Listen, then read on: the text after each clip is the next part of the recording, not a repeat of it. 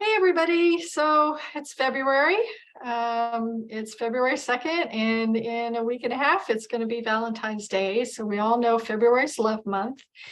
And it's great when you get the flowers and the candy and you spread love to friends and family and your children and your spouse and all of that, and your partner, and all of that. But sometimes love can really hurt, and it's not easy. You don't have those warm, fuzzy feelings. You got that cold, prickly feeling like, and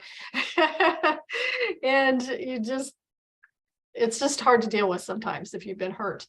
And I know years ago I was hurt really on a deep, deep level, and it took me quite a while to get through it. But once I finally was able to and learn to forgive and let it go, love was so much easier. It was easier to love. It was easier to be loved, to allow love in my life. And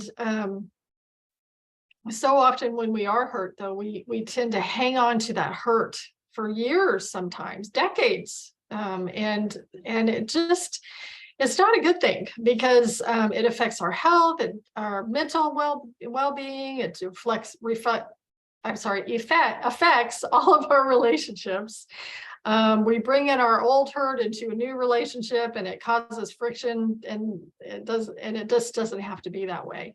But it can come out in your health situation too, in the form of headaches or stomach aches or nervousness all the time. Or for me, I really feel like a lot of the hurt that I suppressed over a good part of my life was because I suppressed things. I suppressed and suppressed and suppressed, and always just said, I'm fine, I'm fine, I'm fine.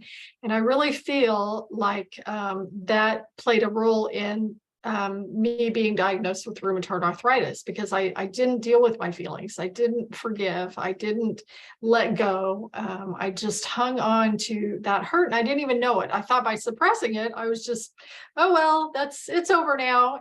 But it doesn't go away until you deal with it. So I'm not saying just ignore it or push it aside or anything like that. I'm saying let yourself feel what you need to feel and work through what you need to work through, but then start working towards forgiveness.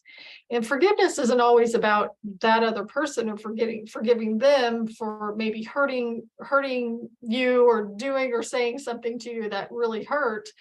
But forgiveness can be just about forgiving yourself for allowing it to happen in the first place. Because oftentimes, if we're honest with ourselves, we can look at it and see our role in it for allowing something to happen. Other times it's strictly on them, but a lot of times we do play a role in it. So I just wanted to share with you. I wrote a post called 5 Steps to Forgiveness and Love.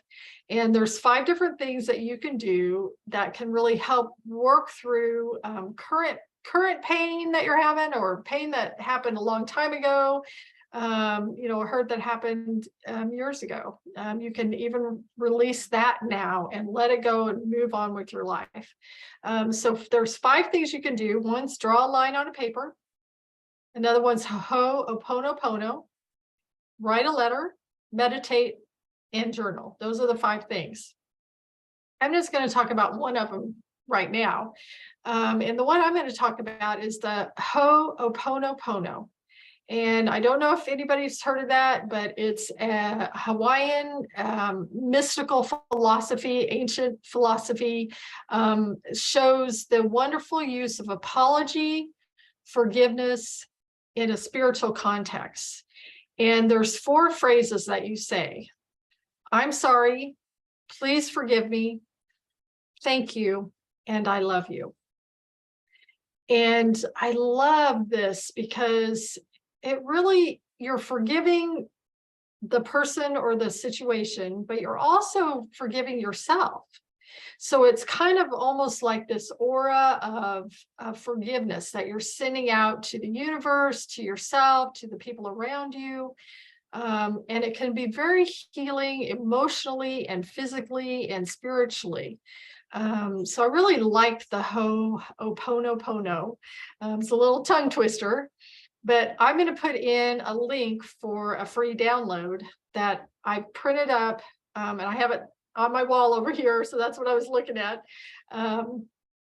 So for you, so you can print it off and put it wherever you want to put it. It's just a good reminder to help you when you get in that stinking thinking and you want to not be there anymore and you want to really learn to forgive. Now, this isn't something you do once and it's done. Don't have to do that anymore. So unfortunately, most things take practice and consistency. So that's why I printed it off, put it on my wall. And I say it every morning. I look at it all the time. When I'm feeling frustrated, I'll just say it. And it just puts out a really good vibe and energy. So I encourage you to print it off, put it somewhere that you're at them a lot, on your refrigerator, by your desk, on the mirror, the bathroom mirror, wherever you're going to see it on a regular basis, just to remind you. So that's what I have for you today. And I hope you enjoy the rest of your day, and we'll see you next time. Bye.